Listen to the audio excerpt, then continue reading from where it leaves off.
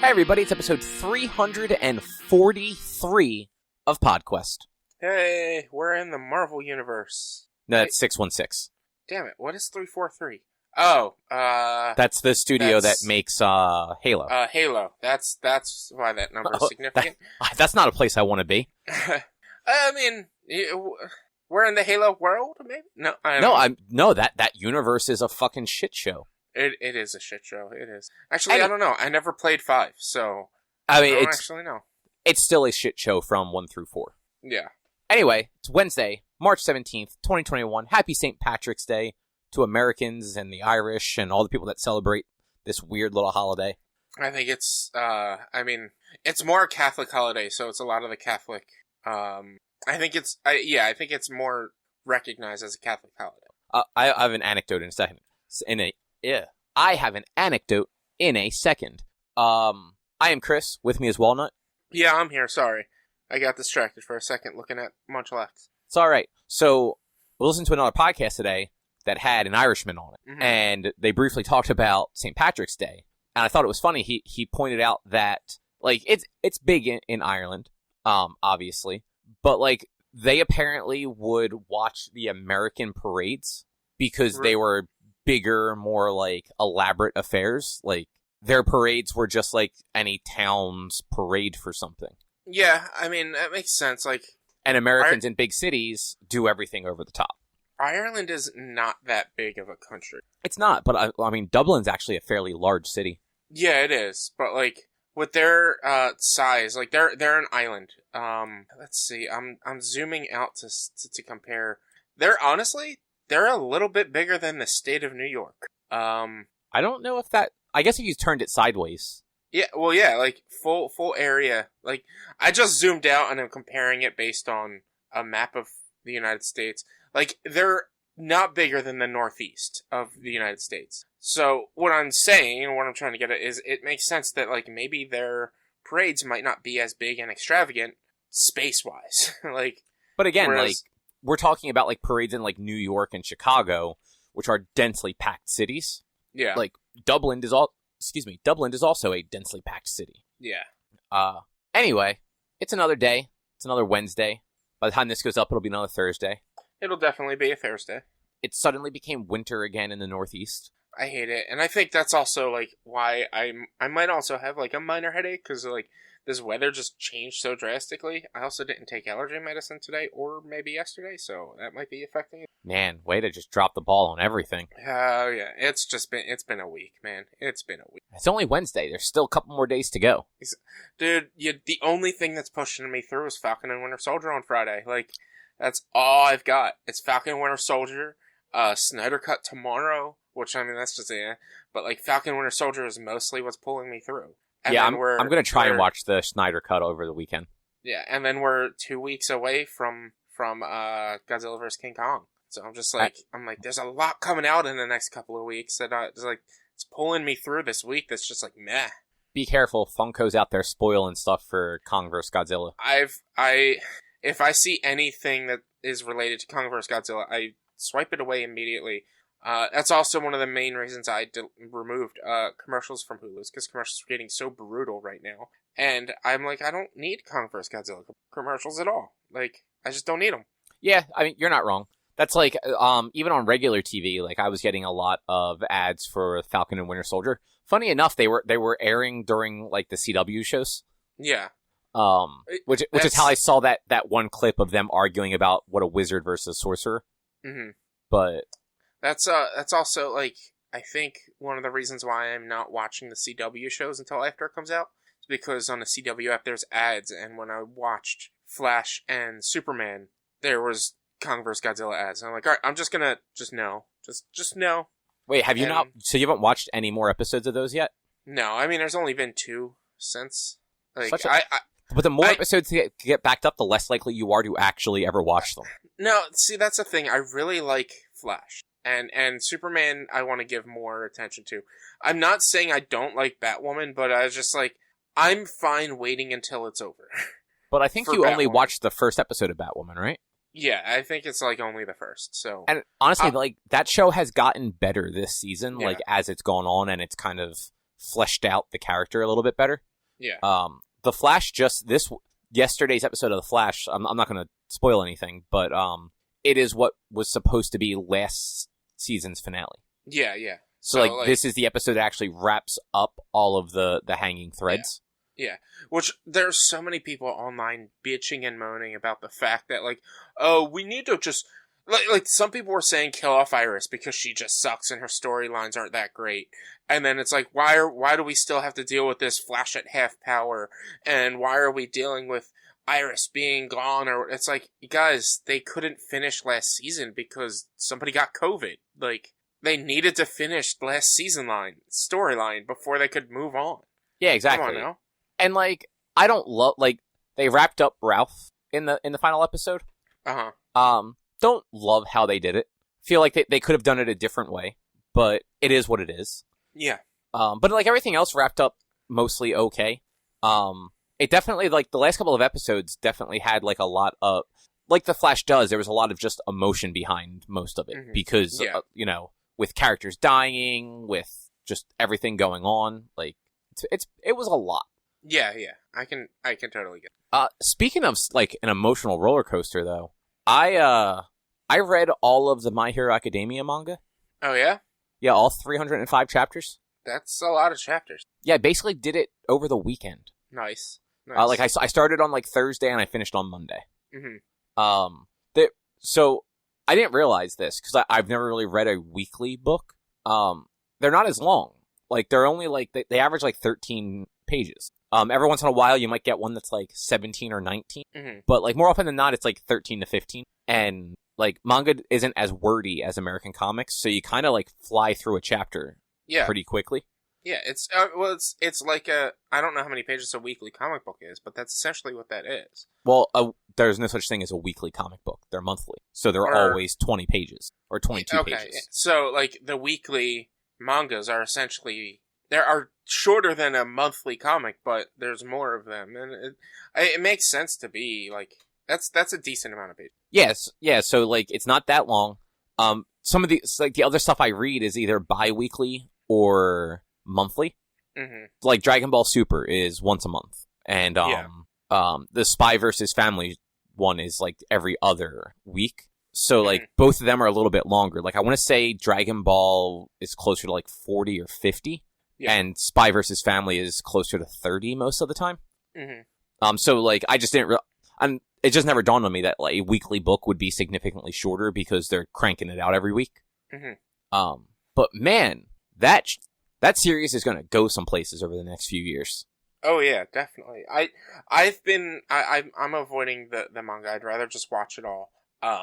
And so it's easy to avoid spoilers because like if I am Googling something about the show, I know specifically what I'm Googling, like generally what area and time frame. So like if I get to a spoilery article, I won't. I know not to read. Yeah, I think the only downside is if you ever Google for like a character to look something up about a character, there's a chance they're dead. Yeah, and it's like I mean spoilers for because you watched all of season 4, right?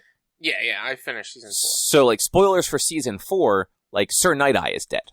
Yeah. So it's like if you looked him up and you hadn't seen all of season 4, like that's a spoiler. I think there was like one character that I was looking something up recently, and I might have gotten a spoiler, but I honestly don't even remember what the character was I was looking up. It was within the past few days, and it was not a major search. Yeah. What was it about now? It's gonna drive me nuts. Well, the thing that kind of like prompted me was on Facebook it was a super minor spoiler, but it had to do with One for All. Yeah. And it intrigued me. So I'm like, well, I don't want to wait 12 years to find out what the fuck this is. Yeah. So I just started reading. Yeah. And I think, so every season of that has had since the first season at least, has had a pretty guessable pattern to them. There's generally like a school activity, like let's say like the license exams from season 3. And then there is some sort of thing that involves villains. Yeah. That's generally how every season is, with the minor exception of season 2. I'm on season 2 at this point. I started rewatching on Monday, and I'm at the finals, or the midterms, whatever they call them, today. I right before we were watching or recording, I got to the midterms. Okay. But, I mean, and season 2 was a sports festival and then the internships, if I remember correctly. Sports festival, internships, and then it's the finals. So it's like, it kind of bookends the internships and the heavy thing that happens with 2 school things. But for the most part, each season is something going on with the school, something going on outside of the school. And they do usually have that little bookend, though, too, because you figure season 3 bookended with the license stuff, and then season 4 bookended with the Bakugo and the Bakugo Todoroki, like, provisional license training thing. Yeah. And the school festival with, like, because that was definitely, even though there was a villain in that, like, it was definitely more lighthearted. And of course they ramped that one up by having the last 2 episodes be the fucking big brawl with Endeavor. Yeah, and like what I'm saying with the bookend for season 2 is like, season 3, they go, and it's kind of doing school stuff with summer break and going on the camping trip, which leads immediately and directly into Bakugo getting captured in the fight against One for All. Which, like, that is all one single arc, and then it goes to the arc of the license exam.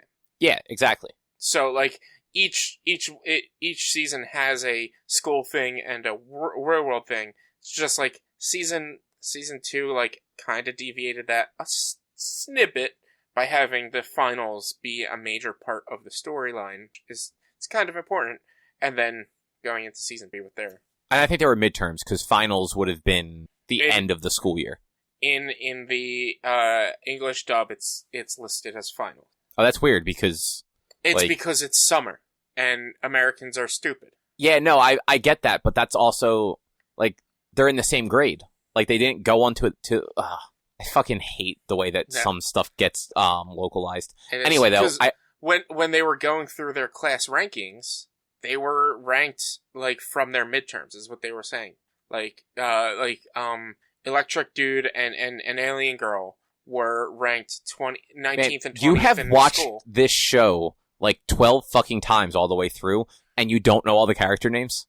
No, it's because they're not. they don't get spotlight. And Alien Girl is a better name than Pinky. Okay, I would rather her superhero name be Alien Girl than Pinky. I mean, she's entirely pink, but she looks like an alien. Why couldn't she just go with Alien Girl? Just because Midnight was like, oh no, a xenomorph. That's what I think of with Alien, and that's scary. No, fuck you, Midnight. She should be Alien Girl. That's a cooler name than Pinky. I mean, Pinky is a better name than anything Bakugo comes up with. Well, Bakugo's... they don't even settle on a name for Bakugo during that whole thing. Everyone else settles on a name besides Bakugo. Yeah, because he's a fucking disaster. He is a disaster. But, so the reason I brought up, like, that sort of pattern... I'm pretty sure I know what season 5 is going to be. Like, I know what the opening school-related thing will be. Yeah. And I know what the villain-centric thing will be. Mm-hmm. And I know what the sort of, like, end cap will be. Like I have a pretty good idea. I know exactly where the season's going to end. So let me ask. Is it the sports festival? No. They're still in the same school year. There's not another sports festival. No, this should be the new school year because they're done. No, they are still. So Japanese school runs until the end of March, beginning of April. So like they haven't even gone through Christmas yet. Really? Yeah. So like it's that far ahead, and they're not even through year 1. Yeah, like up to where they're at now, they are just getting ready to complete year 1 at chapter 305. That's that blows my mind. Like. Which also enforces that, like, they're not that far ahead from the anime, even though it is a weekly running comic. The anime is, it's like chapter 180-ish. I can tell you. Cause I base it around the Endeavor fight, is how you can tell. Where's my hero on this stupid app there? It was around 186, 187 is where the Endeavor fight happens. So, and there's 305 issues right now. They're 120 chapters behind, but like it took them 4 seasons to get 180. So it's 180 divided by 4. 4 goes in 8. 60 something times. to get to 180. So 60 issues per season, or 60 chapters per season. 612. They're 2 seasons behind. I'm trying to figure out where this one chapter... Okay, so I have a feeling this season will end around between chapter 245 and 250. Yeah, which is... that's exactly what I was... Or, not, it's give or take what I was saying. 60 or so chapters per season. Yeah, and I have a feeling that's going to be ballpark where it settles. Mm-hmm. Just based on, like, what happens. Like, I feel like the thing that happens around the end of that little mini arc makes the most sense as, like, the ending point for the season. Because if they go any further than that, they're going to be, like, leaving it on, I feel like, too big of a cliffhanger for how big of a gap there usually is between seasons. Mm-hmm. But I have to say, like, and I'm not going to say anything actually, like, important. I am super interested to see this in season 5, how they handle the villain-centric arc. Yeah. Because it's wildly different than what happens in every other season. Okay. And honestly, the opening arc is actually very it's funny how formulaic the opening one is. Mm-hmm. Like, this isn't really a spoiler. It's a classroom competition. Okay. It's the students competing against it's class 1A and 1B competing against each other. Okay. So, like, very much in line with, like, their final exams when they had to go against the teachers and some of the other, like, the sports festival and things like that. Yeah. And, like, it doesn't always go the way you expect. Mm-hmm. Well, that's the great thing about that show, is it doesn't always go the way you expect. Like, Mineta is a smart character, and he's a pervy dude, and usually they're not smart. Like, they try to deviate as much as possible from commonality of other animes and shows, so that, like, it can be, like, refreshing to watch. Yeah, and, like, they actually did a good job, especially, like, in the what I assume is going to be season 6. They did a really good job highlighting a lot of different characters. Mm-hmm. Like, both students that we're familiar with and actual heroes. Yeah. Like, I understand why people are super into, Mirko, I believe her name is, the rabbit hero. She's like number 6 on the hero chart from the end of the season. Yeah, I've only seen her the one time, and I've only watched that season. So yeah, like, she has a couple issues in, like, the what I assume will be season 6 again. Where it's like, oh no, she's super badass. Like, I get it. Mm-hmm. Yeah. She's got that, like, I'm just gonna fucking fight you until I die or you die. Like, yeah, bring it on. That's one thing with my umpteenth watch through of this show that I would love to have is, like, a side series, just a handful of episodes or a handful of chapters about other heroes, like Kamui, the wood hero, and other heroes like that. Just, like, some of the side heroes that are just, like, really cool, like that paper hero during Rescue Bakugo, or I don't think he's paper, but, like, he can make himself flat. Oh yeah, I know who you're talking about. I want to know more about him, because he's like a ninja kind of thing that can make himself flat. And then you've also got Kamui, who's also kind of a ninja. And I'm like, there's some cooler heroes that I would really like to just see, like, not even really backstories, but just, like, side stories about. There's one hero that I forget what his name was, but he's some sort of water hero and can like generate water from his body. That there's a scene that Eraserhead has to keep somebody's powers off for, like, an extended period, and this dude pops up and just starts, like, shooting a very, like, slow but gentle stream of water into his eyes so they don't dry out. That's amazing. And it's just like, okay, sure, why not? Yeah, that's amazing. And there's just, like, a little blurb of text where, like, Eraserhead's like, just keep that up and I'll keep them held back. And the other guy's like, all right, yeah, this just takes a lot of concentration, so don't talk to me right now. Because he has to make sure it's, like, just the right amount to not make him, like, forcibly blink from, like, the water hitting his eyes. Yeah. This is also, you sort of mock me because of how many times I've watched this series. There are still things that I haven't caught from the first, second, or third time watching it. Like the fact that I didn't realize, even though they mention it during the USJ arc, that Aizawa's hair floats when he uses his powers. Oh yeah, I didn't realize you never noticed that. I never realized that. I never noticed it. And then, like, I was Googling something about his powers. And I'll tell you what I was Googling about his powers, and he's who I was Googling that I might have gotten a minor spoiler about. But, and I don't remember what the spoiler was. But, like, I was just, like, Googling it. It's like, yeah, here's how you know that he's using these powers is his hair always floats. I'm like, no way. And then I go through it, and, like, Kiragawa, he's like, I noticed your hair stopped floating, so then I was able to use my powers. And I was like, oh, that's fucking stupid. Have I not noticed that? How? Yeah, that is pretty...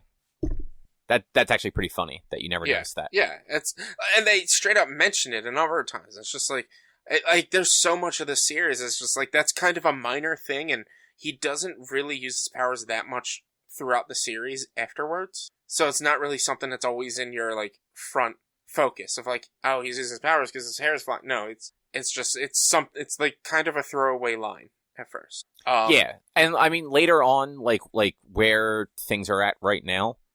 He had to use his powers a whole bunch because there's like some crazy shit that goes down. Like that's why I said like you get to see a little bit of like everybody. Like everybody kind of has a moment, including people that like you just maybe aren't as familiar with. Yeah. And then like of course like Deku and Bakugo and Todoroki have all the moments because they're like the main characters of the series. Like they're basically the big three for their class. Yeah. Like. If those three can't take somebody down, then like nobody else in their class is going to be able to. Exactly. But so one thing that got to me when I started watching the show on Monday, and I was going to text it to you, but I was like, you know what?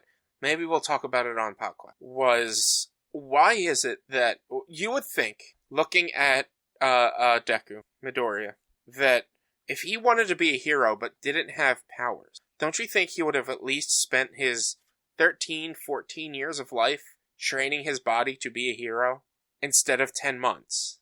Like, his goal was to get into UA. And at the beginning of the series, they're like, you're not going to get in, you don't have powers. And he's like, oh, they took that away and I could get into the hero course now. But he's a weakling. He never trained his body. He never weight trained. He never learned how to fight. None of that shit. Yeah, I guess if that hadn't been the case though, they wouldn't have had all the one for all like destroying his body. But that's the thing though. Like I they had to build up that little like he's never trained, but at the same time, and yeah, we're talking about an anime where people have superpowers. But the unrealistic thing to me is the person who wants to achieve for this thing doesn't train their body to do that thing. Like it kind of made me a little annoyed. And I had brought this up to another group, and they were like, well, the dude's like, essentially the way you have to think about it, the dude's disabled, and why would he be trained? I'm like, yeah, he could be training for the Special Olympics, though. Like, a person training for the Special Olympics, a disabled person, would still be training to be their best, to compete.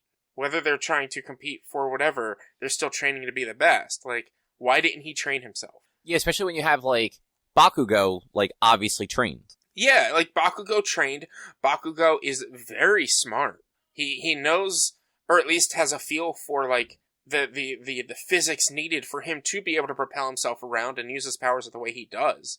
Like, Bakugo trained himself, whereas, like, you can kind of say, well, Midoriya trained by studying other heroes, but, like, there's no reason he should be able to fight the way he can after only 10 months of cleaning a beach. Well, so we don't know what else happened in those 10 months other than cleaning the beach. And, like, to be fair, like, he didn't fight very well early on. It wasn't until, like, he actually, like, learned how to harness the power that he actually, like, got better. He held his own against Bakugo during the team fight. Oh, that's true. He held his own, but, again, he only held his own because he studied Bakugo's moves. But at the same time, like, think about if he had actually, like, at least taken karate or something. Like, taken a physical fighting class. Maybe they don't offer that younger. To people that are quirkless. I mean, that's just... That would be dumb. Like, So here's a thing that I picked up from the manga. Being quirkless is so rare, there may never be another generation of quirkless people. Yeah, and they mention that throughout the series as well. Like, it's very uncommon to become quirkless. Like, 80% of the population has quirks, and that number is rising. Yeah, so, like, it wouldn't be that stupid if it's just like, oh, yeah, no, like, you can't do this. Like, we rely on powers for this, and you don't have any. But, like, normal kung fu and self-defense, that's something that anybody can learn. We don't know that stuff still exists in the same way in this universe. Like, so, here's a thing that it's not a spoiler, but it's from the manga, and it's really easy to miss. How old do you think All Might is? He's I think he's like 50s or 60s. Yeah, no, that's right. He's supposed to be in that ballpark. He has had one for all for 40 to 50 years. Yeah. He is the longest holder of the power. Yeah. And he is also the 7th holder of the power. Yeah, they tell you that he is 7th. And Midoriya is 8th. So if you think about that, how many how long have quirks existed at this point? A long ass time. So we do find out that there's a throwaway line that they say during the episode where All Might is telling Midoriya about One for All. I think this is during that episode. But it's something that Midoriya says. He turns around and he's like, somebody really smart once said that if quirks hadn't happened, we'd be taking vacations in space. That's how long quirks have been around. It's like, they've been around, they halted production, like scientific production and studies for like space flight because of these things. And they've been around for so long that like, if they hadn't showed up, we'd be space traveling like it was nothing. Yeah. So there is a character.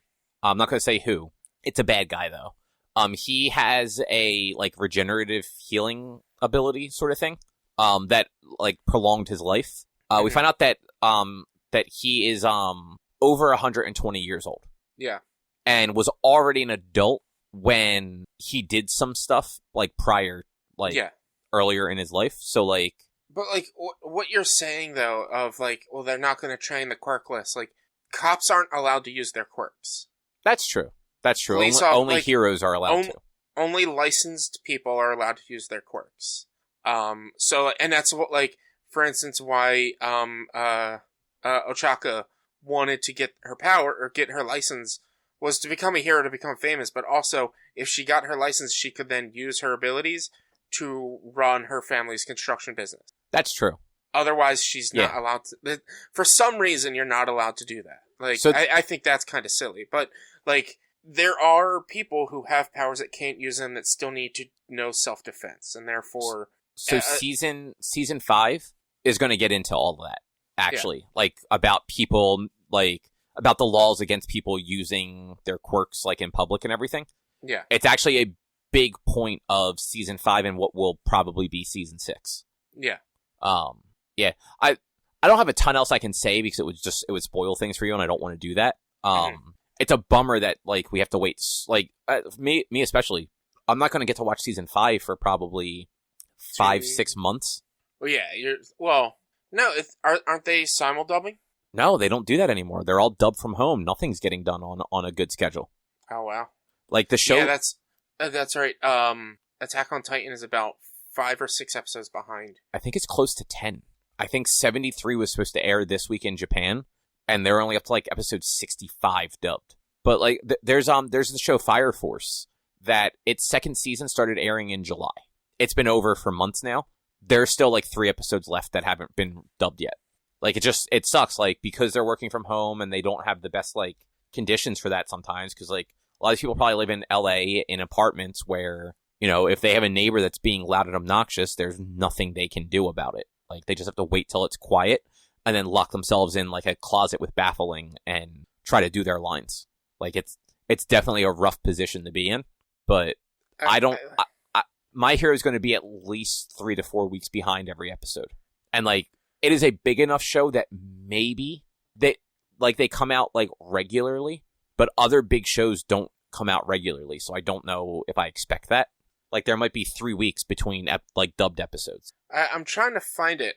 And like, I mean, epicstream.com is saying that it'll be simul-dubbed. I don't really know how trustworthy they are. If it's not Funimation's blog, because Funimation does the dub.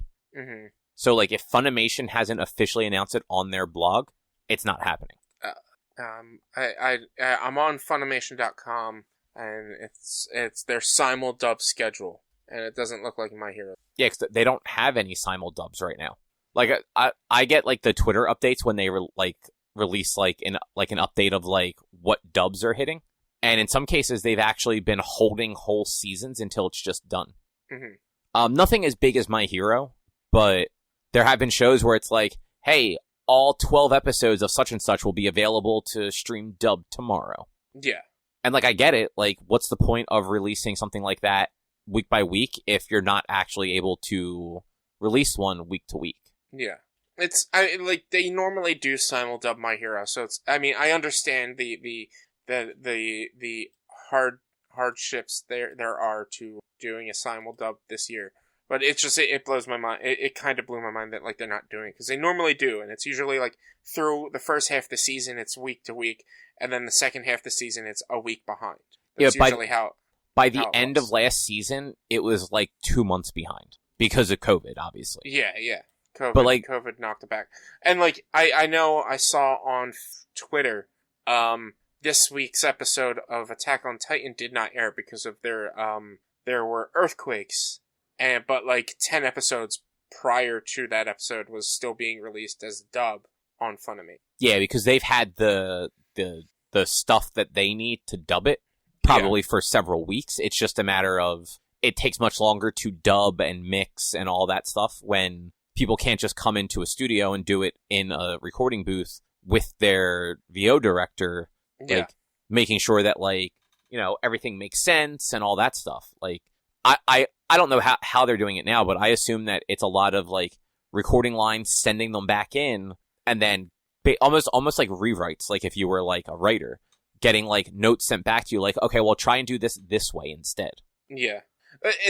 Dubbing is so big now that, like, they have a localizer that probably writes the actual script that'll fit everything.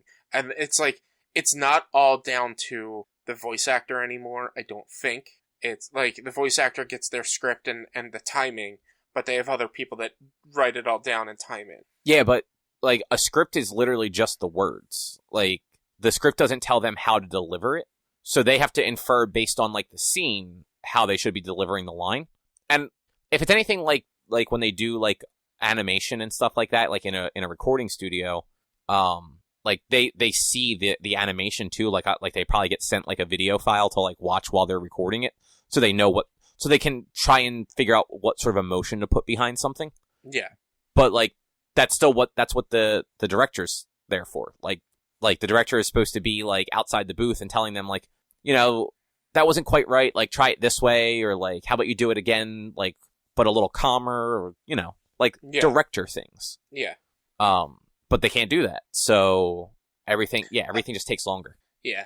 True. Like, I don't, like, I'm not gonna get too far in logistics. It is, like, kind of like, they could probably figure out something, especially since, like, you're in a sound booth, so you can take off your mask and close the doors, and no one can come in or out or whatever. But, like, yeah, I get, like, there's definitely difficulties when it comes to record. There's difficulties when it comes to doing anything. It's also probably a timing thing, because odds are they don't have 1,000 booths to record in. So I assume, like if you're dubbing for Funimation at one of their, like, dub studios, you're going in, you're doing your lines for your show, and then you're getting the fuck out of the booth, and somebody else is right behind you coming in to do their lines. So, like, to do that right now with COVID, like, all the precautions and extra cleaning and stuff they'd have to do, it would cost them a fortune, and it would also just not be as safe as them just doing it from home and everything taking a little longer. Yeah, and Funimation's also located in Texas, so things are even worse. That's true. So, yeah, Texas just removed their mask mandate about 3 weeks ago because their governor's a fucking moron. Yeah. But yeah, You're not wrong. We can move forward.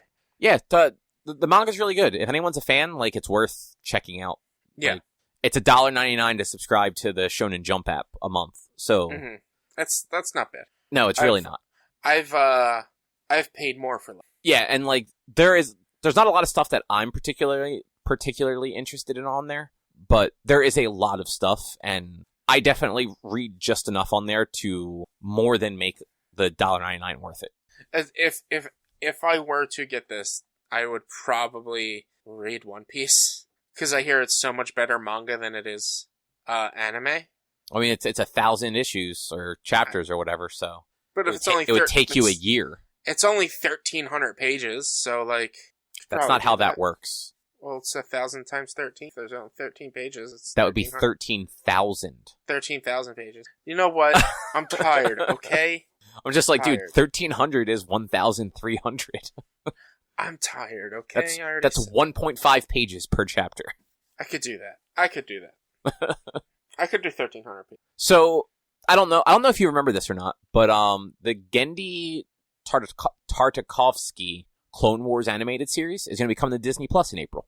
Is that the original one that like had like different art styles? Yeah, that was the one that was more like cartoony, instead of like the more like 3D animation. Yeah. And they were the like 3 to 5 minute episodes. They usually air during like a commercial break on Toonami in like 2003. Yeah. Yeah, it was this was the original Clone Wars that was the interstitial between the Attack of the Clones and Revenge of the Sith. Yeah, it came out between Attack of the Clones and Revenge of the Sith, but it didn't really connect things. It was just different things that happened throughout the series. Well, it connected enough to let you know what was happening in the war, and it introduced some characters like General Grievous. Yeah, and I think some of it actually took place pre-Clone Wars as well. That I don't know, because I've actually never seen the whole thing. I've only seen maybe the first season of it, if that. I think Eric owned it on DVD, and we watched it. I just can't remember what all was in it. He definitely owned a chapter of it. There's only like an hour of content or more. Yeah, I think it was released on 2 DVDs, though, because that's how they did that shit. Mm-hmm. And they're probably like $50 fucking DVDs. He probably bought it anyway. You know how he is. Yeah, but he definitely did own those, because I remember we watched some of them at your house, I think, before we all went to see Revenge of the Sith. Yeah. He had an HD DVD player, okay? So he spent money. He had it. So, just in his defense, I'm pretty sure he bought that when it was like dirt cheap. And he also bought it when you could still buy HD DVDs. Yeah, I know. Rob, on the other hand, bought his dirt cheap, thinking he could go into his work when he still worked at Movie Stop and pick up all of their HD DVDs, only to walk into work the next day and have all of the HD DVDs were sent back to their depot where they were going to just be destroyed. Oh, damn, that sucks. Yeah. So he bought that DVD drive from GameStop and never. Yeah. I don't think he ever used it. Yeah.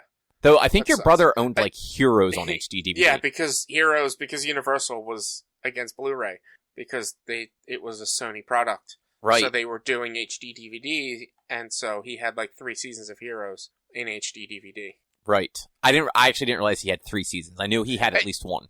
He had at least 1. He had probably 2 or 3. I don't know.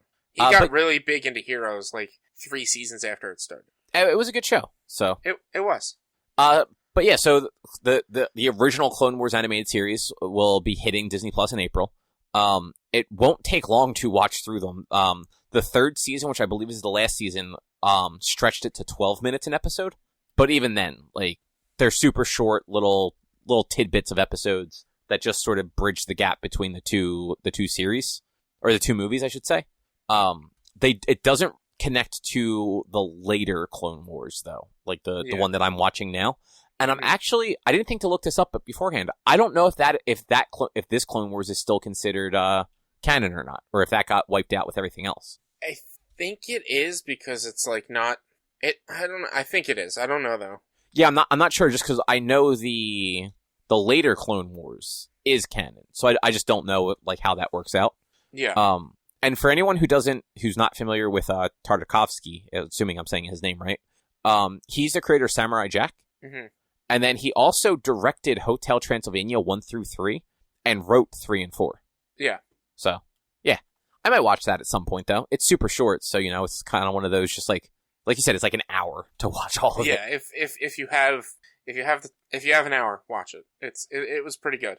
Have you heard of the show Demon Slayer Kimetsu no Yaiba? I've heard a lot about it, and I've been meaning to watch it, I just haven't. Dude, it's pretty fucking cool. That's what I hear.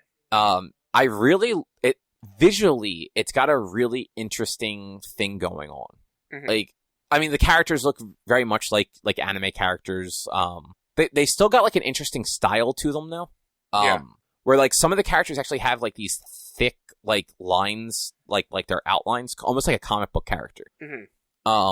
But like the backgrounds and stuff in some scenes, it's almost like a 3D effect, like when they're like running through the woods or something like that.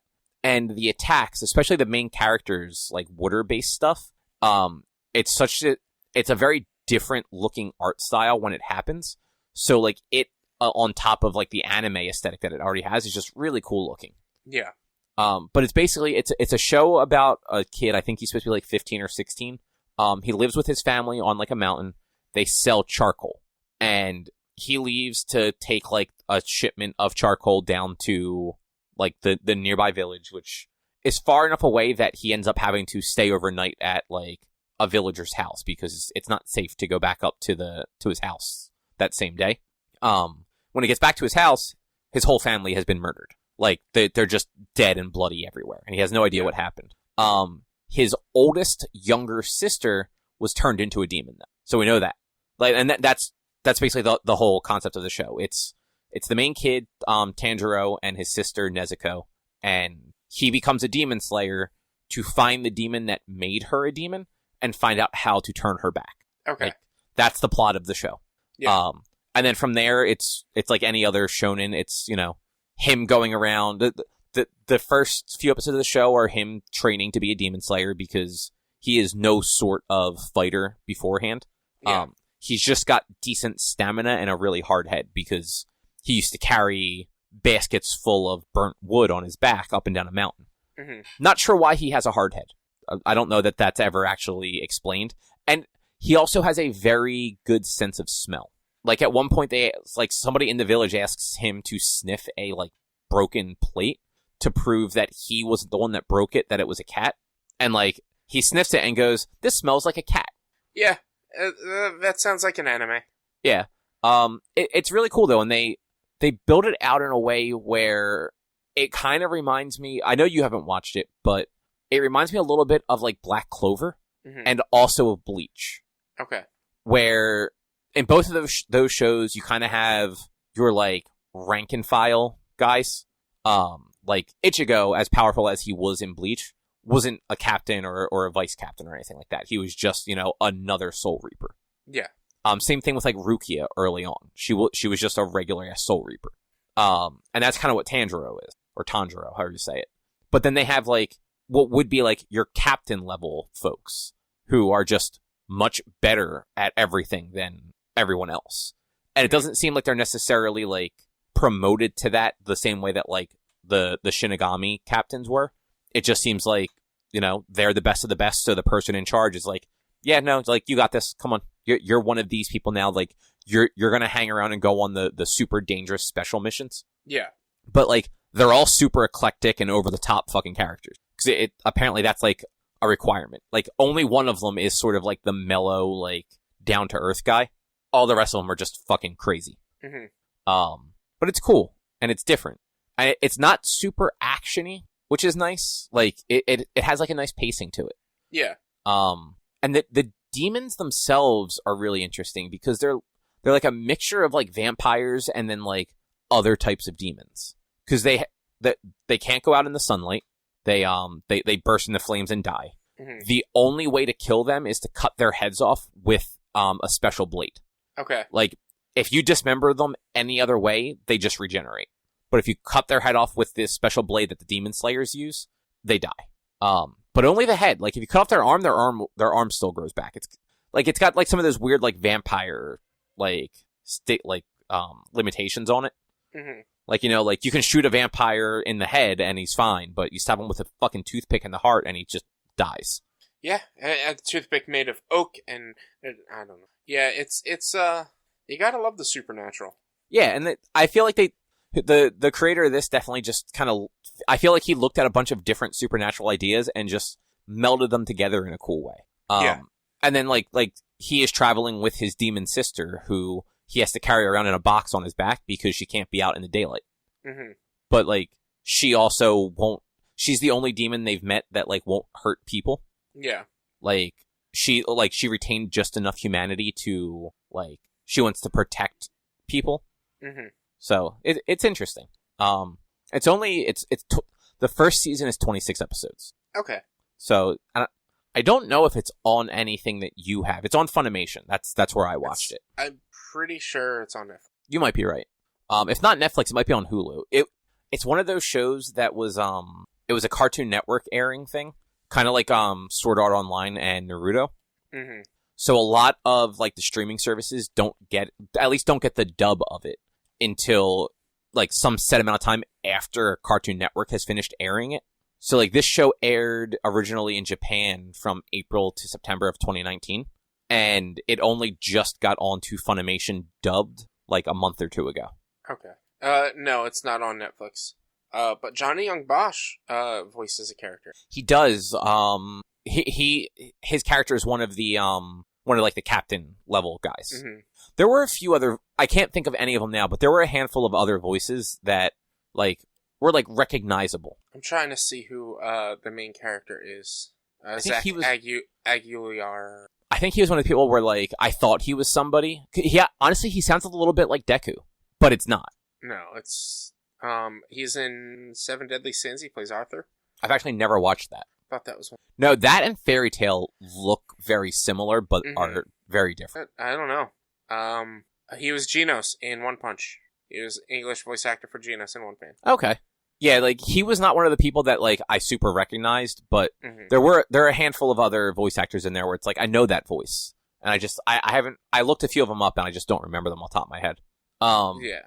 But to go along with that, they finally announced that the Demon Slayer film, Demon Slayer Mugen Train, Mm-hmm. is going to have a theatrical release in the U.S. on April 23rd. Okay. And then it's going to have a digital release on June 22nd. Nice. Yeah, and this is one of those situations where the film is actually a direct sequel to the series. Mm-hmm. So the movie will, I assume, will bridge the gap between seasons 1 and 2. Yeah. And based on the name Mugen Train, I assume it's the train that they literally get on in the last episode of the season. Makes sense. That makes sense. Season 1 ends with them boarding a fucking train. It's probably what happens while they're on the train, but it's not super necessary that you have to watch it, but it just bridges the gap between the two to where you can watch it and maybe some things will stand by, but not a lot, I'm sure. Honestly, I saw the trailer for it. It looks like it's actually going to have a big deal for it. Okay. Because just to use more Bleach analogies, the demons have I don't know what I just fucking did on the dock. The demons have an Arin car sort of rank system going on too. Mm-hmm. Where the top demons have numbers and shit like that. Yeah. And the guy in charge is sending them after the demon slayers, specifically Tanjiro. Okay. And one of them is apparently going to be attacking them on this train. Mm-hmm. And that was literally foreshadowed in the last 2 episodes of the season. So I have a feeling if you don't watch the movie, watching season 2 is going to be very confusing. Okay. Yeah. But so the main reason I put this on here for the movie, so it's getting a theatrical fucking release in April, in the US. This is not for other territories. It came out in Japan last year. And then it's a 2-month gap before it comes out digitally for you to rent on Amazon or Apple or whatever. Mm-hmm. In April, the US is still under fucking quarantine. Yeah. Why waste your time with a theatrical release? Just put it right on demand like other movies are doing. Let people watch it right away. Because they can. Why are companies still releasing things in theaters in general? I understand the limited release for digital content like HBO Max is doing, but and releasing both. But there are areas, like we said in Texas, they removed mask mandate because they're fucking morons. There's people that are actually going to start going to the movies and stuff like that. Plus, by April 23rd,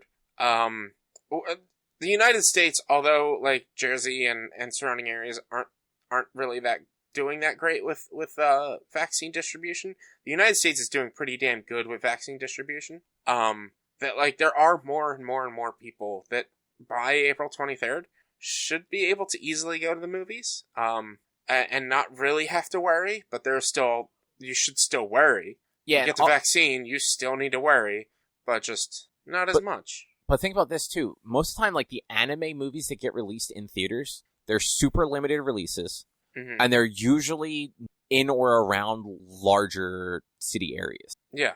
Like, we get, like, there's, like, 3 or 4 theaters around here that show them, because we are right next to fucking Philadelphia. Yeah. But I'm sure if you're, like, in the middle of fucking Ohio, there probably aren't a whole lot of theaters showing Demon Slayer films. No, not at all. And that's what I mean. It's like, there are places where theaters aren't even open, and they might not be open in April. I thought theaters were still closed in Jersey. Like, I really did. Until last week. Like, we had went over it last week that, no, they reopened in, like, September. Yeah. I didn't even know they reopened in September.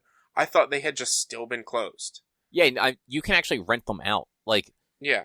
To rent out a theater for a new movie, not that expensive. Like, when you really stop and think about it, it was like $250 or something like that, but it's for like 20 people. Yeah. Like, I would, if there's no other way of seeing Black Widow when that comes out, if it is still coming out, I might talk to my whole family and be like, do you guys just want to split this and go see this damn movie? Like, there's, like, cause I want to see Black Widow, but it's not, we're not going to be able to see it until it comes out digitally, because I ain't going to a fucking movie theater to see that movie. I'm not going to a movie theater to see any movie until at least next year. Which, I can't say I blame you. Yeah.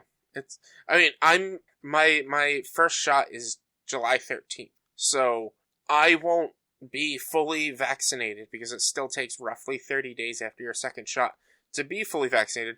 I won't be fully vaccinated until about September 2nd, because my second shot will be 3 weeks after the 13th of July, which is my birthday, August 3rd.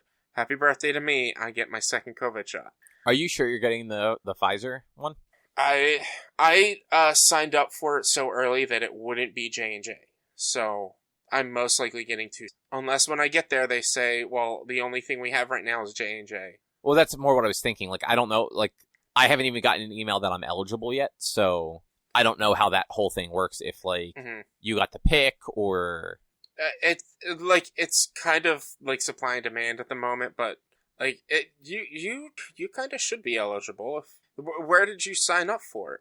I went on to the state's website thing. Okay. And yeah, they said I'm not eligible. I got an email saying I was eligible about 2 weeks ago, but I had already signed up for the vaccine like 2 weeks prior to that. Yeah, I forget. I don't know the exact website, but it was like New Jersey's like vaccine website where you put in whether or not you work with like the elderly or in healthcare, and they tell you like, nope, you have to wait.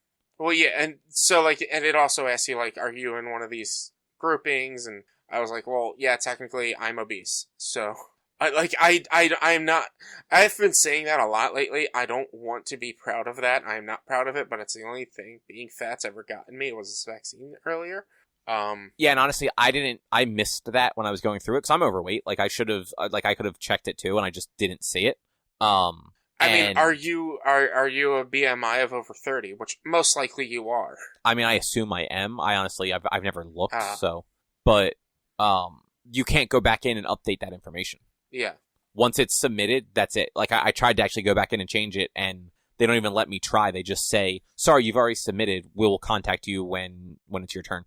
I mean, you can, you can try to get, like an appointment, but, like, they're out to October. So even if you try to get to an appointment right now, you're not going to get one until mid-October. Well, don't you have to wait until you actually get, like, the email saying, like...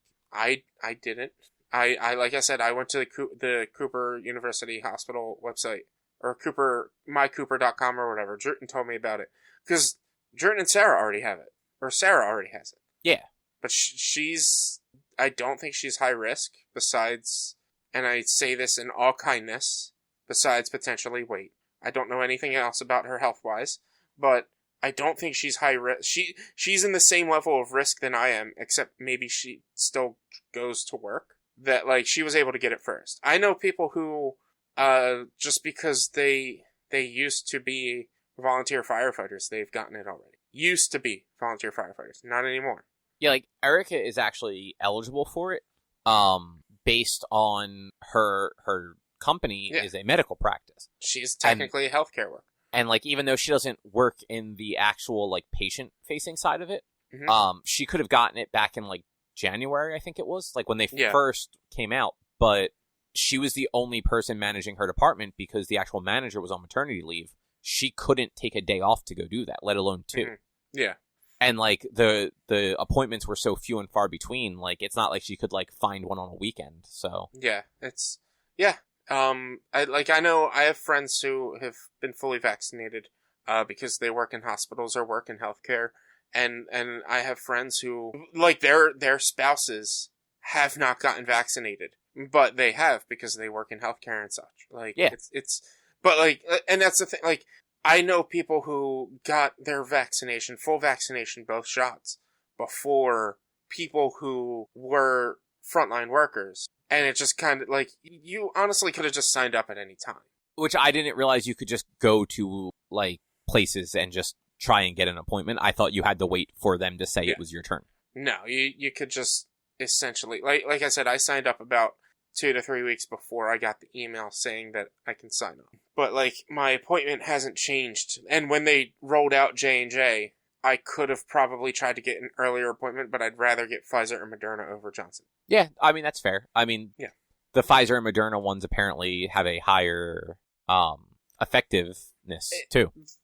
Yes, but it's also, when you think about the time frame of when they were tested, and the efficacy rate could have been based on, like, less people were getting the shot, and and the virus wasn't as widespread during Moderna and Pfizer's testing as when people were getting the shot for J&J. So, like, 70% compared to 95%, but there was only one case in every 100 people, whereas there was one case in every 50 people. Like, I don't know the actual number of statistics, but, like, it might not be. Also, we're learning now that the dosage is less effective in bigger people for all shots. Yeah. And that's not something that they knew back then that we're learning now. And so, like, someone like me, it might only be 85% effective in giving me antibodies. Like, who knows? I might not generate antibodies when I get my vaccine, or generate the antibodies needed when I get the vaccine. Because I'm fat. Because I'm fat. Well, stop being fat. It's that simple. I'm trying. No, you were just bitching earlier about going for a walk. You're not trying hard enough. It's too cold, man. It's too fucking cold. Just walk in a circle in your house for an hour. See, then you get the dog that's in the way, because he won't move. Obstacles. He just won't move. You know, just walk around your sofa like 20 times, go up and down the stairs another 20 times, go around the sofa 20 more times. See, going up and down the stairs 20 times, he's going to be following me up and down himself, and he's going to be in the way, and I'm going to trip over him, I'm going to fall, and that's just going to do even more damage. My dog is always up my butt, and it's a pain in the ass. That's not my problem. You're not trying hard enough. That's what I'm saying. I'm not. I agree, I'm not. I need to. This weather's been killing me lately. Just start doing some calisthenics. Jumping jacks, squats. I should get back into Ring Fit, but the last time I played Ring Fit, I overdid it and almost vomited, and then it's kind of pushed me off from doing Ring Fit. Man, plus, that's rough, but... Well, I don't know your experience with working out, but, like, if you work out and overwork yourself, you start to feel sick and potentially could vomit. And some people use that as a stopping point. I'm gonna go till I drop kind of thing. Yeah. And so, like, that's dropping, is vomiting. Like, I wasn't doing that on purpose, but, like, there's a couple of things that led to me not feeling good after working out, and since then, I was just like, I look at it, I'm like, I should, but the last time I did it, I felt like shit afterwards. But see, the more you do it, the less you'll feel like shit. Oh, absolutely. Trust me. I'm really only making excuses for myself. Oh, you really are. There's no reason why I shouldn't be working out and why I shouldn't be losing weight. I'm just really making excuses for myself, just to make myself feel better. Yeah, just get yourself a heart monitor. No, I don't want that. Why? Because then it'll show me even worse how out of shape I am. No. Like, that's not why I'm saying get it. So you get, like, the chest strap heart monitors. And when you have, like, the app, you just have the app open on your phone while you're doing whatever. It will show you your heart rate. And there's a simple math formula you can do to, like, find out what, like, your like what the highest heart rate you should have is, what your red zone would be, and like what like your target zone should be. Yeah. And you basically like get it into like your target zone. If it goes into the red zone, just pause for a few minutes, like take some deep breaths, like put your head between your legs, whatever you need to do. And then once your heart rate comes back down, start back up again. Yeah. This way, you're not pushing yourself to the point where you feel sick. You're keeping yourself in the like optimal zone for weight loss. Because if you're actually, at least from what I've read, I could be completely wrong. If you're like in that red zone of heart rate where like you're pushing till you feel sick, your body actually is not burning fat. It's not as much. It's not burning fat. It's inefficient, and you're running yourself down further, faster, and therefore not working to your fullest extent. So yeah, you could be like losing a lot more fat, but you're losing it so fast that you're working yourself out faster. Whereas if you're in that green and yellow zone, you could stick with that, and you could work longer and be more efficient, and potentially lose more fat and burn more fat because you're not like killing yourself essentially. Yeah, exactly. Like I work out for 30 to 60 minutes a day, like on weekdays. And like some days I feel like I'm going to like collapse at a certain point. And I just kind of like stop for a minute. Yeah. And that was just, I was very overzealous when I last played Ring Fit, and I hadn't played in months, and I kept it at the same level that it was at, and I started at the same level that I was at. Like, I didn't go back to the beginning or anything. Oh, yeah, so you just set yourself up for failure. Yeah, I straight up did. I set myself up for failure. I didn't change anything. But, like, I had also been, like, walking every day or every other day for, like, 2 weeks. But it's just, like, I just overdid it, and I was wearing tights. So, like, I was keeping all the heat still within. And it's just, like, I got to a point where it was, like, I was only playing for, like, 15 minutes. I'm like, they're not only 15 minutes. I can't do this. I gotta keep going. And I played the next level, and that level ended up being like a 5-6 minute level, which just was way too long for where I was at. Yeah, you did just set yourself up for failure. I did. I totally admitted I set myself up. Yeah, you gotta get back on the horse and try again. Yeah, I know. It's not that easy, but I know. Stop being a baby. I'm trying. It's easy. You just do it. Like, you don't have anything else to do. There's no place to go. There's no one to see. Just fucking do it. I know. I wish I had more room. That's the biggest part. I don't have enough. I don't have a lot of room. You have an unused bedroom upstairs. I can't get in there. Why? Or are you talking about my bedroom?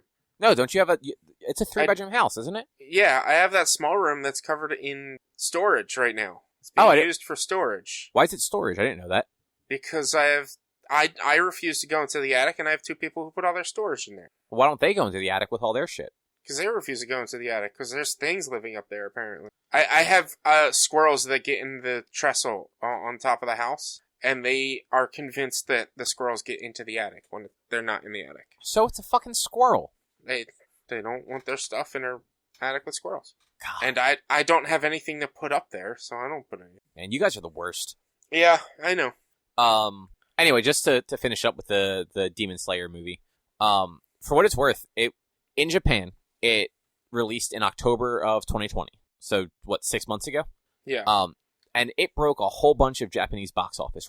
It was the fastest movie to achieve $100 million sales, or yen sales, whatever, in Japan. I think the thing I read was actually $100 million, so it was the equivalent in Japan, which it did in 10 days. It was the highest grossing IMAX release in Japan. And it was the highest grossing anime and Japanese movie of all time, with $368 million, surpassing the previous top grosser, which was Spirited Away in 2000. So I wonder, like, and I'm not trying to say this as an attack on the show. I wonder how much of that is like quarantine related, of like, I don't know how Japan has been doing with the virus, but like better how much than of it U.S. Oh, absolutely, everywhere is doing better than the U.S. except the U.K. Besides the U.K.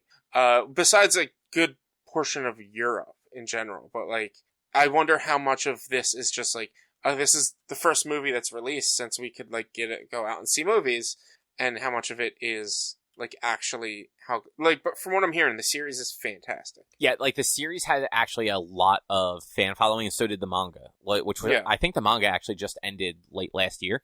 So like it had enough of a fan following that I think a lot of this was the movie itself.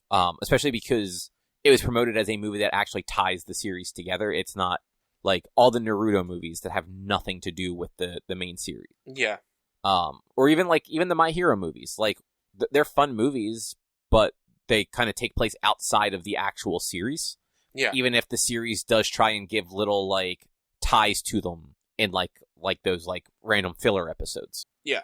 But like the guy and his daughter from the first movie have never been mentioned in the last 2 seasons of My Hero. So, you know. Anyway, you watched Pacific Rim the Black. Is that the anime? Yes, there's an animated show on Netflix, just came out probably 2 weeks ago. It's interesting. It takes place in Australia. It is like CG animated.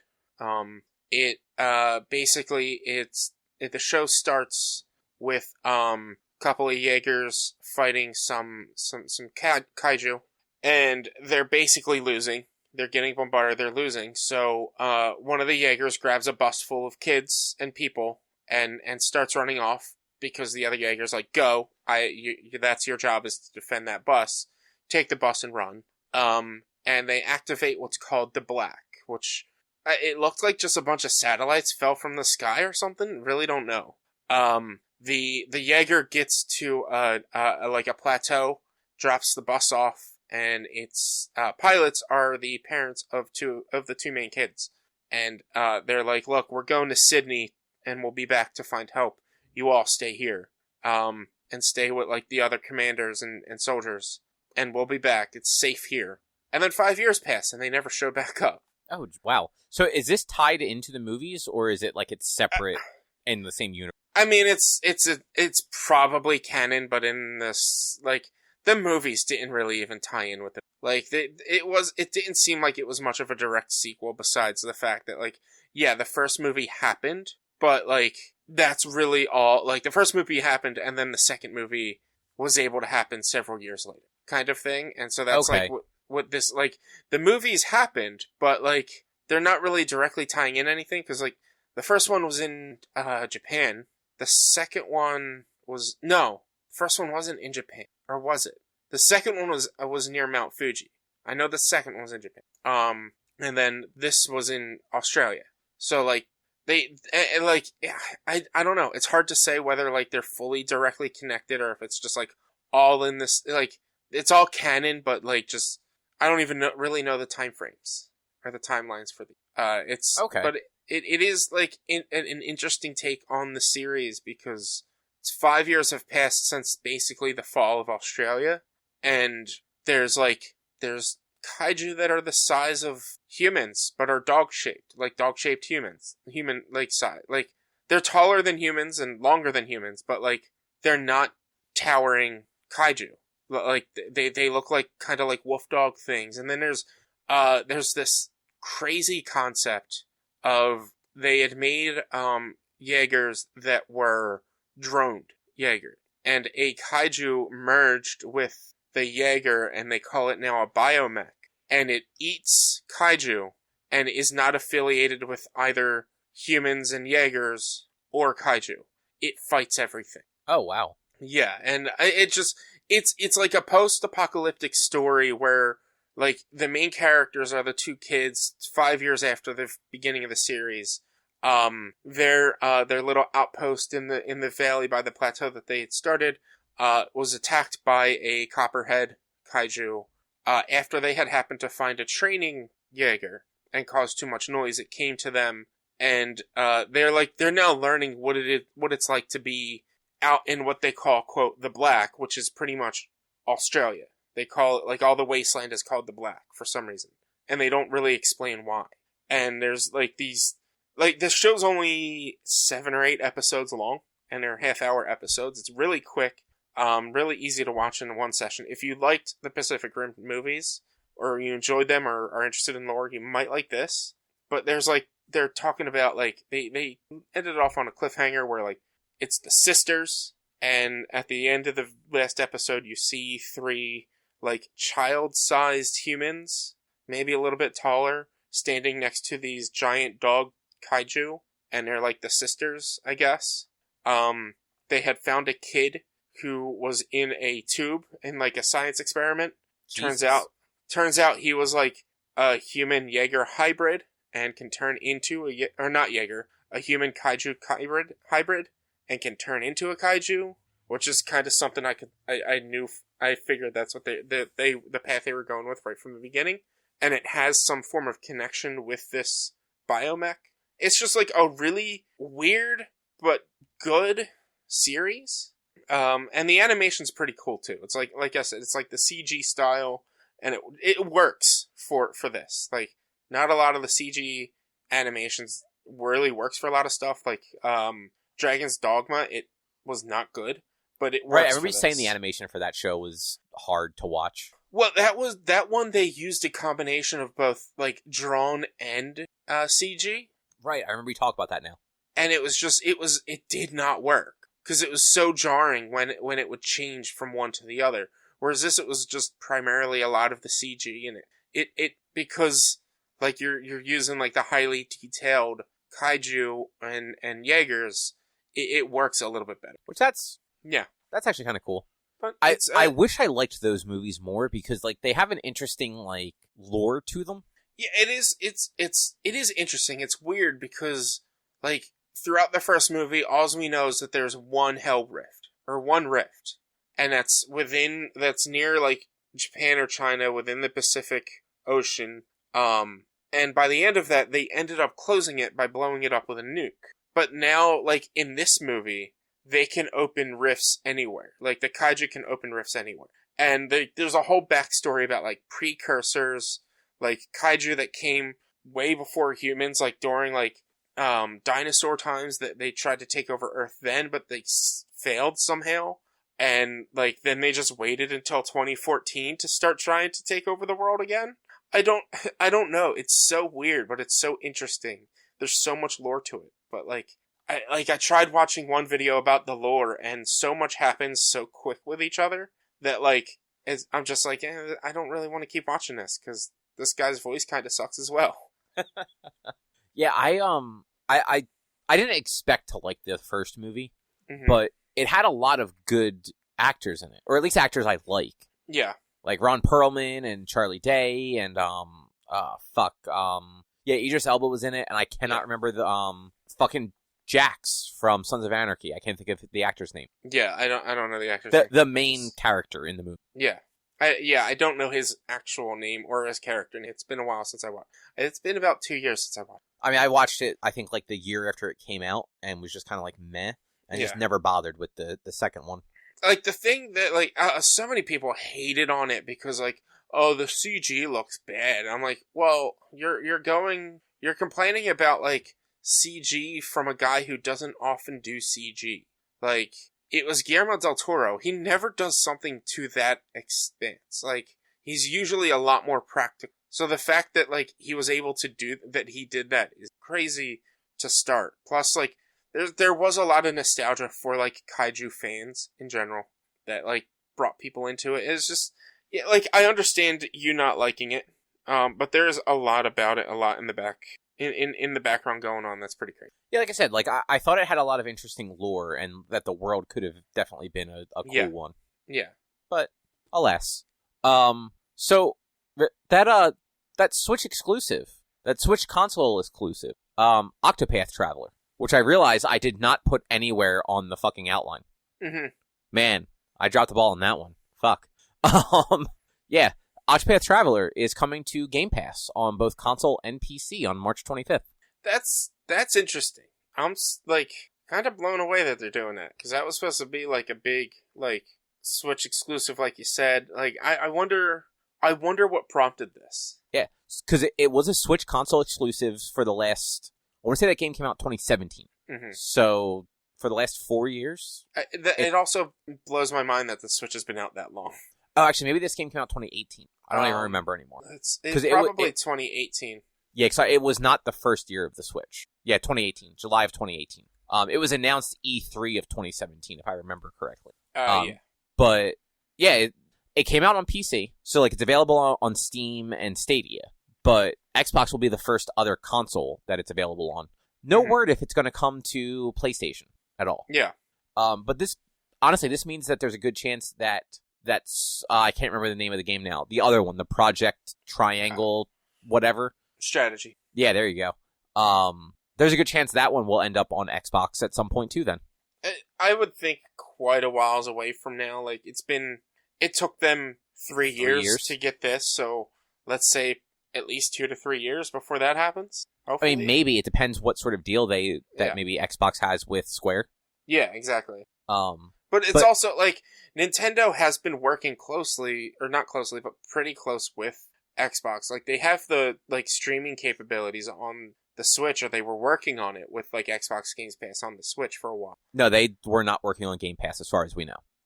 There was some sort of...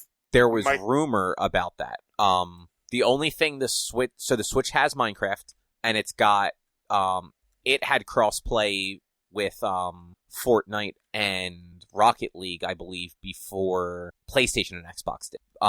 The Switch does have that cloud play thing for Control, though. I think that's what you're thinking of, where you can buy Control for $60 and play it, like, online through the Switch because the Switch can't actually handle it. Yeah. There have been rumors for the last, like, year and a half, though, that Microsoft and Nintendo were working towards putting Game Pass on the Switch, but neither company has ever even commented on it. It was, Game Informer, in 2019, Xbox Live coming to Switch. Yeah, it was all rumors and speculation. Okay. At least I remembered something that you far did. back. Yeah. Like, I mean, you remembered it, and, like, those things were things that people thought were going to happen. Yeah. With the way Nintendo is with, like, the internet, though, like, I feel like it'll be a hard sell for that. Like, they just don't seem to like to do a lot of that sort of stuff. Like game streaming and you know what I mean? I'm trying to think of the right way to put that, and I'm just not coming up with the right words. Yeah. Like, they need to focus on just bettering their internet presence in general. Like, from what you had said, like, Mario Kart and Smash Brothers is playing better than it used to. But, you know, like, they just need to keep building on that. Like keep making it work better. I haven't played much besides Smash Bros. And Kart, but in 2 weeks I'll be playing a lot of Monster Hunter, so we'll see how well the online capabilities are with that. But like they're pretty solid with their online stuff. Like, even with Animal Crossing, like I seldom had issues. Yeah, I mean, the biggest issue was, like, they were dumb on the engineering side. Yeah. Like, they made a lot of really stupid decisions between the fairly small limit to the number of people you could have to just every time somebody comes on your island, everybody has to watch the cutscene. Yeah. And that made it so hard to, like, when I had friends who were, like, trying to do, like, special events and, like, they opened it up to everybody, even, like, people they didn't know, it would make it so hard to even get in there because, like, it had to tell everyone, someone's coming in, so one of the main reasons I stopped playing that game is because the online capabilities were so annoying. Yeah, like, I stopped going to people's islands. Like, it wasn't fun because of how long it took. I stopped checking my Stonks Market because I wasn't going to have people come to my island unless it was, like, one person. Yeah, exactly. Like, every once in a while, I would, like, find somebody that was, like, that had a really high sell on, like, Turnip Exchange, and, like, I would deal with that, but even was kind of few and far between. I stopped buying turnips because I had so much money I would never need money again in my life. No, exactly. Like, at a certain point, I stopped really caring about the turnips, too, but... Yeah. Like, I stopped going to people's islands long before you did. Yeah, like, yeah, it wasn't fun, so I wasn't going to bother doing it. Yeah. So Jade Raymond has announced her new studio.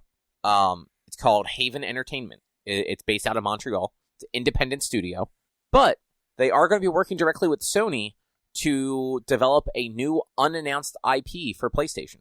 Okay, interesting. Yeah. And this was confirmed on the PlayStation blog in a post by Jade. So yeah.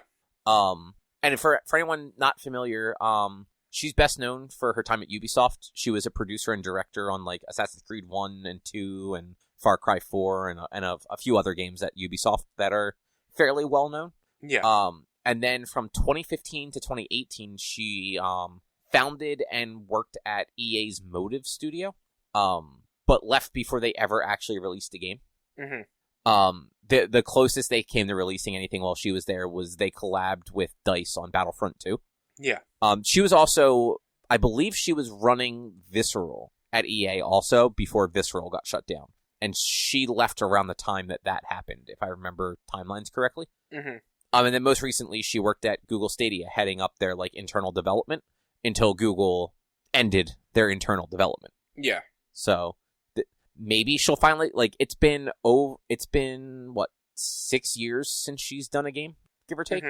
I think the last Ubisoft game she worked on was Assassin's Creed Unity. So it's been a while. Yeah. And I mean, it'll be a while longer before like we see anything out of that studio since they just got founded. Like assuming that they're already like on the ground running. Like we've got 3 to 4 years, I would think, before we saw a game, if not longer. Yeah. But I don't know. Those first two Assassin's Creeds were pretty good. So, yeah, Assassin's Creed 1 and 2 and 2 and 2 3 were some of the better Assassin's Creed games. 2 3 was I would say like 2 3 and 1 were like the low points of those 4 games, but like they were still higher points than several of the games that came later. Yeah, definitely. Oh, there's a dog that just woke up behind me. Doggy. Yeah, I did not realize he was sleeping behind me, and then he just got up and decided to do the shakes. Ah, buddy. I go and talk to my dog and be like, "You stretching?" Because he's always stretching, and so like he'll come to me and he'll just he'll arch his back up and he'll just do his whole stretching routine, and then afterwards I'll go and fart. Yeah, no, that's so Ben does. He'll do it on the couch a lot, actually. He'll be sleeping, and then he'll just get up, like he'll just sit up on the couch and like stretch himself backward until like his front paws are basically lifted off of the couch, and then like settle back down and then just collapse back to sleep. So, Chase will come over to me and sit down, and I'll pet him and just fart, because that's just all he does is farts. Yeah, that means you're not feeding him. Feed him better. He eats Royal Canin twice a day. Yeah, that's an okay food. Yeah, like he eats decent. Like it's not rancid. He just farts. Like it doesn't smell bad or anything. Is he eating out of your trash?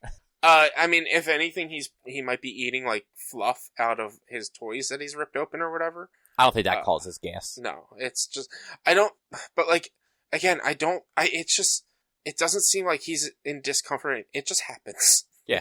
No, Ben does it in the kitchen. Like, he'll come out and sit on the floor, like, if, like, we're making dinner or if, like, a treat's getting made for him.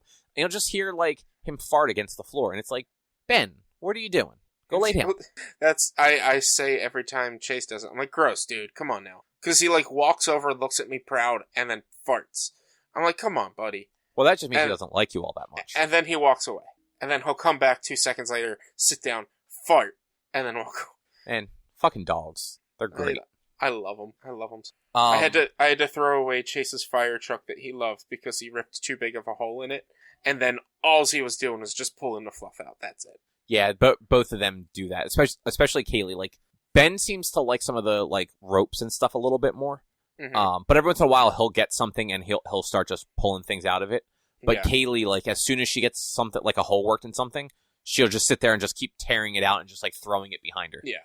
Well, he will like once he'll get something and he won't go for a hole right away. Like he'll play with it and enjoy it. Like this fire truck he's had since Christmas.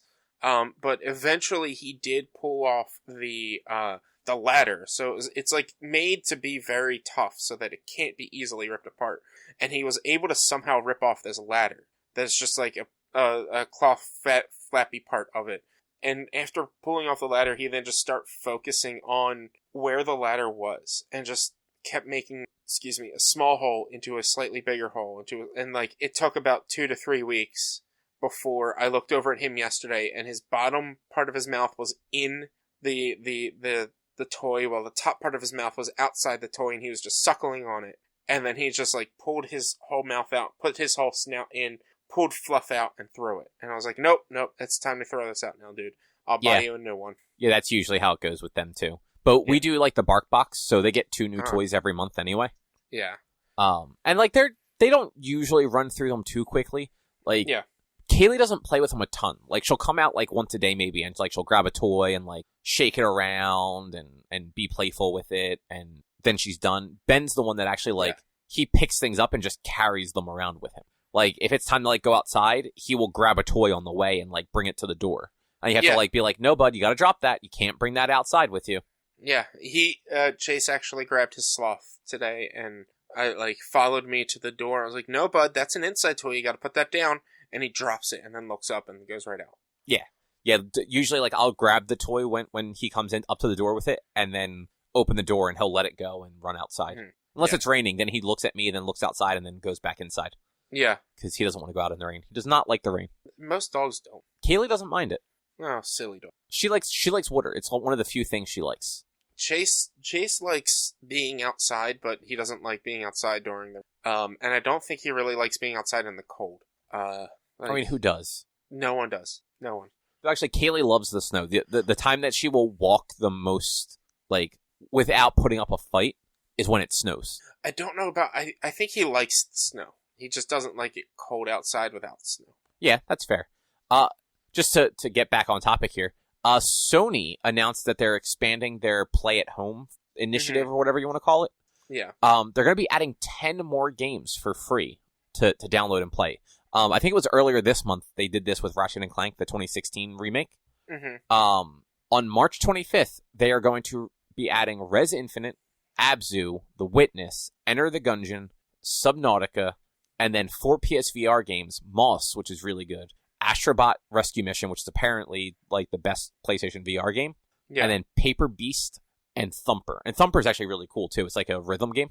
Yeah. So, like, those are 9 actually... They're not like AAA games that like you know it's not like a Naughty Dog game or something like that, but like they're 9 really good games. And then on April 19th they're going to be adding Horizon Zero Dawn Complete Edition for a limited time. I was a holdout of not buying Horizon, not because I didn't want it, just because I knew it would be free eventually, and I'm so happy I haven't bought it. Yeah, just don't forget to grab it for free on the 19th, otherwise you'll miss it. I know. I'll remember that.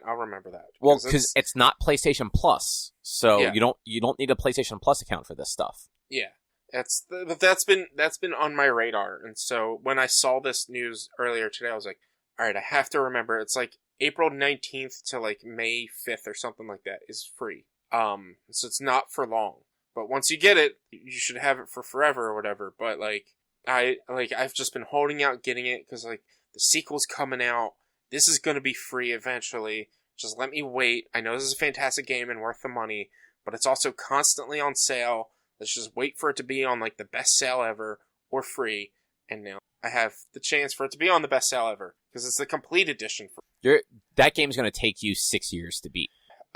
Yeah. Seeing as how I'm not going to be starting it on April 19th, it's definitely going to take me a long time to beat. No, I'm just saying in general, whenever you get around to playing it, the map is huge. And there's 3 billion side quests and things to go explore on the map. It's going to take you 6 years to. Yeah, I know. But like, and that's why like I'm happy to get it. I'm not in any rush, and I'm probably not going to get the sequel at launch because I haven't played this one. But like, I've got Monster Hunter coming out in 2 weeks. I've got Outriders coming out a week from now, which that's also something I don't think we mentioned when we were talking about. Oh yeah, I forgot about that. The Xbox Game Pass the Game for Octopath. Pass. Octopath, yeah, because you didn't write it down. I couldn't remember what the game name was. Outriders is going to be releasing on Games Pass directly. Yeah, like day and date with its actual release. Which when I saw that, I was like, that's pretty interesting. I might try Outriders when it comes out. Just try the demo now. That's a lot of work. Not really. It's a free demo, and it gets you the beginning part of the game. Oh, that's right. You did say that it actually carries over stuff. The save carries over, so like you don't get your powers until about an hour into the intro, but after you do it once, you can skip the intro. And so you can try out all the abilities. I mean, to be fair, like I wasn't really interested in it, so I probably wouldn't have tried it out on Game Pass either. I was just saying that. I know, but I'm like, there's a demo out right now. You could try it out before it comes for Game Pass. Is the demo on Xbox too? Should be. It's on PC. So okay, I wasn't sure. Like I said, didn't have any interest in the game, so I hadn't really looked at anything other than like what you were talking about that last week or the week before. 2 weeks ago. Yeah. So last little bit of news. Square Enix is going to be holding a digital showcase tomorrow, March 18th, at 10 a.m. Pacific, 1 p.m. Eastern. Mm-hmm. So it'll be up the day it will happen the day this goes up. Probably just a few hours after this goes up. So yeah, if you're listening to this like immediately after it releases, at 1 o'clock Eastern time, there's going to be a Square Enix showcase. Otherwise, you probably already saw the Square Enix showcase. Yeah.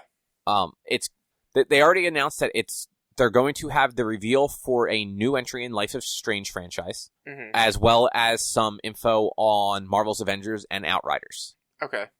Beyond that, IGN had a list of all the things that are supposed to be on this showcase. Like I already said, the reveal for the next Life is Strange, Outriders, something Balan Wonderworld, which sounds familiar, but I'm not sure about. There's going to be more information on the ongoing celebration for the 25th anniversary of Tomb Raider, Marvel's Avengers, Just Cause Mobile, a new mobile game announcement from award-winning Square Enix Montreal studio, and a look at a few of the whimsical games from Square Enix sister company, Taito. Okay. So it's probably not going to be like anything crazy going on there, but they might have some interesting information for Avengers. Maybe potential like release announcements for further DLCs and stuff like that. That's what I assume. Which would be really nice. Give us a calendar of things to come to let us know if it's worthwhile continuing to care or not. Well, it also makes sense because the Hawkeye DLC comes out tomorrow, if I remember correctly. Yeah, it comes out tomorrow. So honestly, that's probably all it's going to be is Hawkeye shit. But like, it would be nice to get like, oh, here's what's next, or here's when Spider-Man's coming for the PlayStation and shit like that. I doubt we'll get Spider-Man information from a Square Enix showcase. That would probably be saved for something Sony related. Yeah. But yeah, so I mean that will be happening tomorrow. And we'll talk about it next week if there's anything really worth talking about. Which I imagine, like, we'll at least talk about the Life is Strange game. I'm not sure if any of us are really excited about a new mobile game. No, I mean, I can't even say I'm really excited about Life is Strange because I've never played that either. So, but I'll probably have things to say about Avengers. You'll have things to say about Life is Strange. I might have things to say about Outriders depending on what they show because I did play the demo and I'm probably getting that. So yeah, there's plenty to talk about. Yeah, definitely. But yeah, that was all the news. So this is actually going to be a very short episode. Rich, you get to tell us now about Godzilla 1998 starring Matthew Broderick and Jean Reno. Do I have to? It's the best Godzilla movie. It's the only good one. No, it's not. First of all, it is such a product of its time. It is, there's like little to no tact and very apparent, like, not care towards slight racism and not really, like, and it's hard to say racism, but like one of the characters calls the other character a wop, which is a derogatory term for an Italian American. Which I was just like, whoa, number one.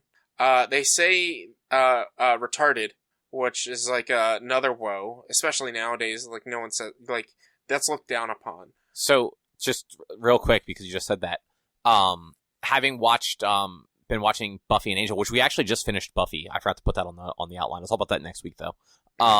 When Angel is Angelus a couple times, he calls a lot of people retarded. Yeah. It's like that's definitely a product of like the 90s. Like that's like it became a commonplace. Like it's just as if like saying that, like using gay as an insult, like back, like that's just, it's what people did. Like I'm not saying it's right or wrong, but it's what people did, so it was more commonplace back then than it is now, obviously. But like, so like that just took me through a loop. This movie is just like, it just no. Like Godzilla is formed because he was the only egg that survived nuclear testing on this island. One egg. He wasn't even a living iguana. He was still in an egg when the egg went off and he got irradiated through that. It's just way too cheesy for a Godzilla movie. They're all cheesy. It's like, it's so obviously American and it's so bad. Like here's another one. Apparently French people only drink French roast coffee and eat croissants. I mean, is that not correct? I've never met anyone from France. I've never met a French person or someone from France, but I'm assuming that if they go get donuts, they're not going to want just a croissant. And if they order coffee, they're not going to order just French roast coffee. Like, it was, and it's just some of those, like, cheesy, like, 90s jokes that were just, like, none of the other guys, like, maybe they did, but it just went over my head because it's, like, the language barrier of, like, I watched these and I didn't think that these were cheesy 90s jokes. I thought these were just cheesy Kaiju Godzilla jokes, maybe. But also, like, the 90s movies weren't very cheesy and they weren't very, like, silly. They were a lot more serious. And this one was just, like, too over the top and ridiculous.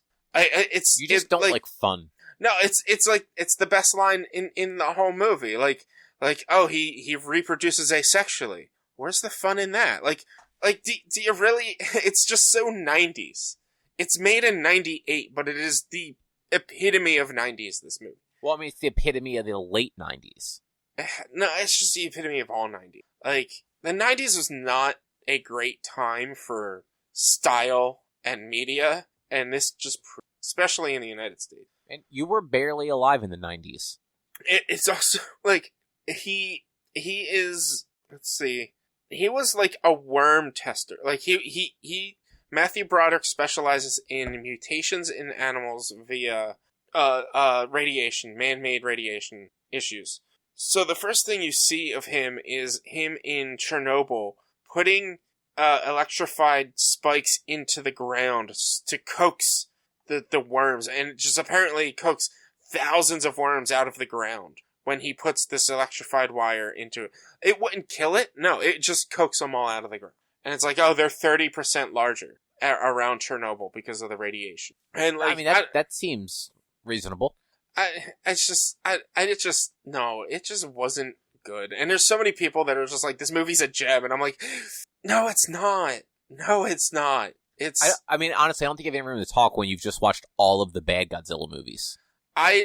Yes, I've watched all the bad Godzilla movies because I've watched all the Godzilla movies, but not all the Godzilla all movies. Bad. No, they're not. You haven't watched them, man. You haven't. I've seen the 2014 and 2018 ones, and they're terrible. They're so good, man. So good.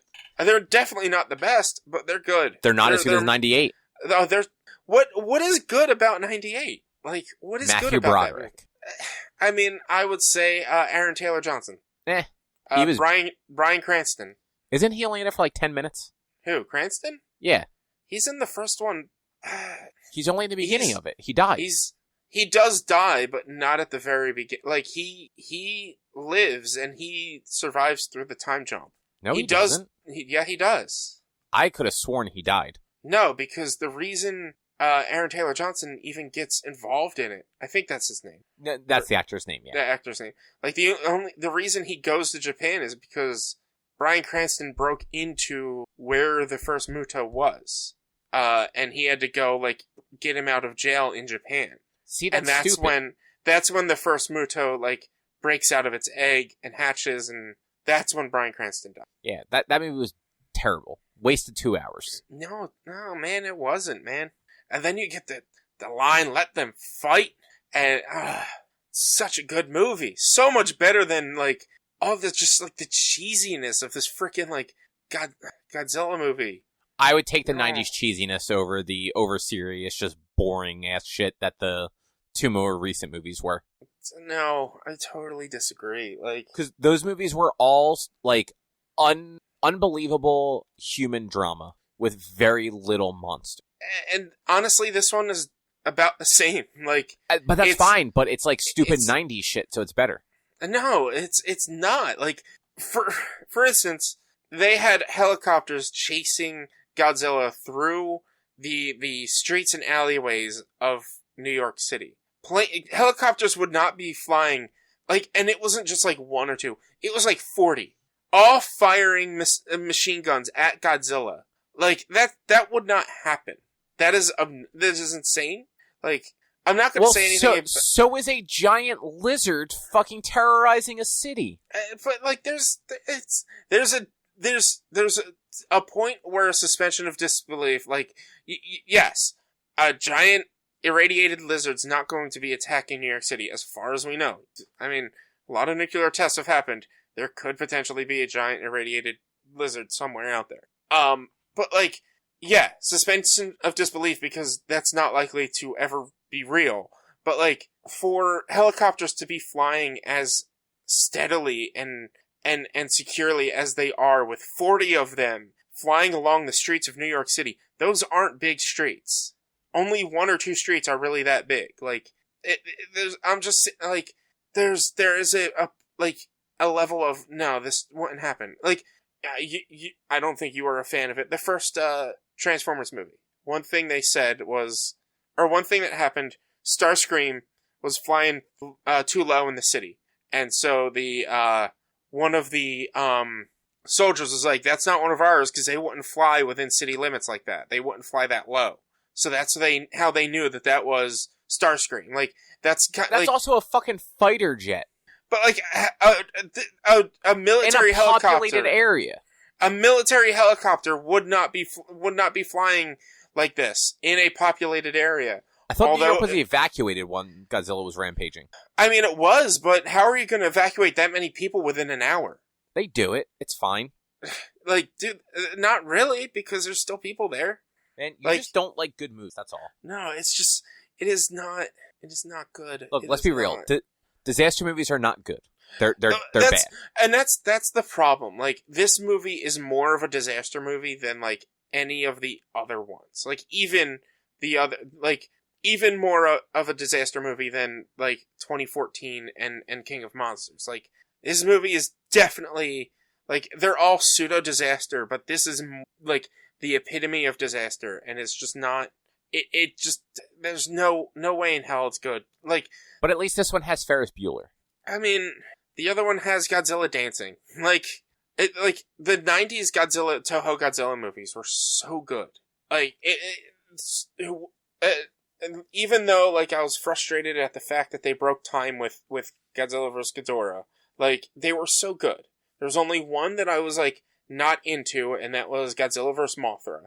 And that's because, as beautiful as Mothra is, I don't like Mothra, like, as a main proponent. Like, she's just, like I said, they have to sing in order to communicate with her and summon her, and it's just, it is annoying. It is annoying, and, like, I don't like it. I find it annoying and a waste of time.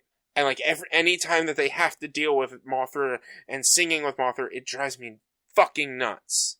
But, like, those 90s films, those Toho 90s films from 85 to 96 were just so good. And then to see 98, I was just like, oh. Like to end with Godzilla vs. Destroyer, and then to have 98. Thank God they did not hold on to the license. Because that sequel that I told you about, there's a video of somebody reading the storyboard script. Not the full script, but just like the story script of it, whatever that's called. That sounded very interesting. But 90s American acting, especially with those actors, no, it wouldn't have been good. You're not good, so that's fine. No. That's probably the show, though. Yeah, I will be watching Kong Skull Island and 2014's Godzilla this week. You gotta double it up. Yeah, because, I mean, I technically, like, Kong Skull Island is not a Godzilla movie, but I'm just doubling up just to watch Kong Skull Island because I haven't seen it since I watched it in theaters. It's a great movie, I just haven't watched it in forever. I actually like that one. It is a good movie, and, like, that's the thing, like, Kong movies and King Kong movies, all of them, are different kinds of movies than Godzilla. So it's, like, it's going to be interesting to see them, like, combine that gap, and, like, that's kind of, they screwed it up big time in the 60s when they did the very first King Kong vs. Godzilla. Hopefully they do it decent in this one, but based on spoilers, they do something different. And I don't want to know the spoilers, but I'm pretty sure I know them, and it pisses me off about it. I hear they fight. Yeah, but do they really?